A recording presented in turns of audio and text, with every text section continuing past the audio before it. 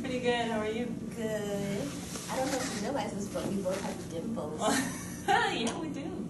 But I like yours better than mine because they're more prominent. Really? I like yours because it's so much, bigger. Thank you. It's God.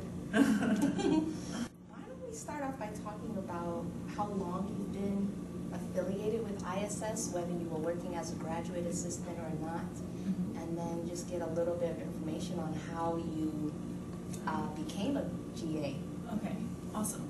So I came to the school in the winter of 2011, as I believe I was a sophomore.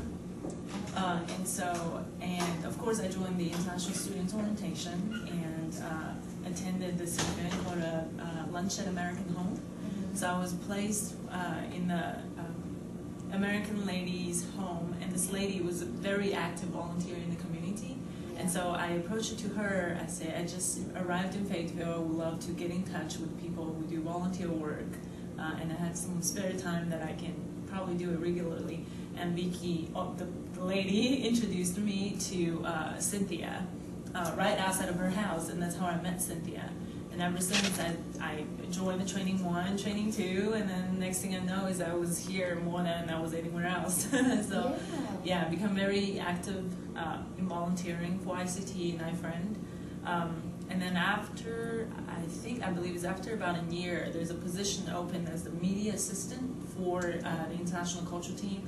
And Cynthia asked if I would be interested in that position, and I was like, why not, So whose idea was it for you to become the graduate assistant? Did Cynthia say, I really want you to be the GA, or did you say, hey, I'm going to do graduate work, can I work with you?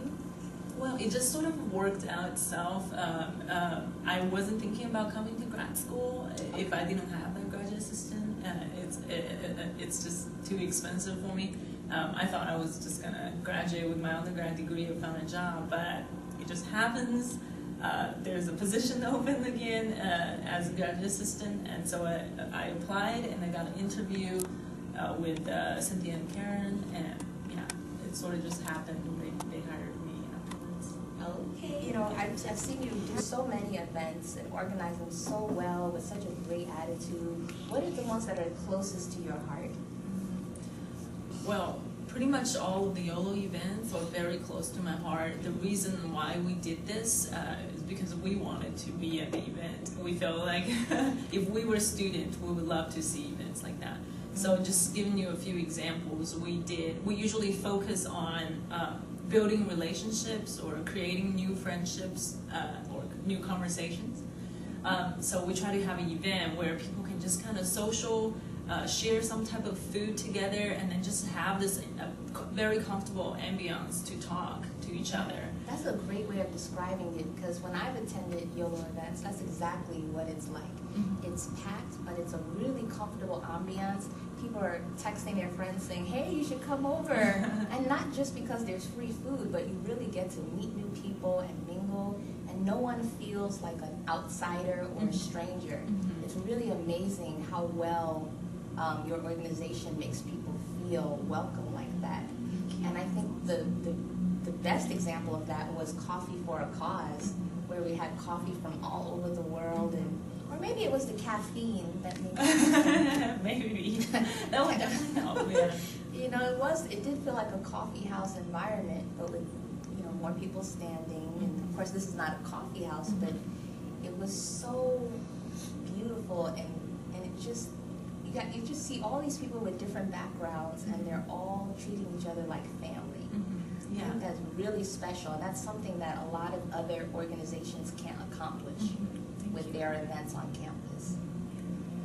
The reason we chose coffee, we've also done tea in the previous semester, but the reason we chose to do coffee is because it's so enriched in culture, and then coffee is so different when you look at across the globe.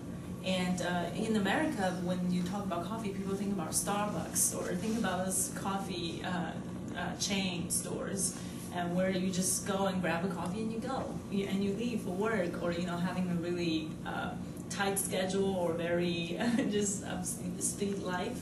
But in a lot of other culture, when you drink coffee, that means you're sharing a cup of conversation with someone. You sit down and then you talk to each other and found out how each other's doing. And that's how coffee is shared in a lot of other cultures.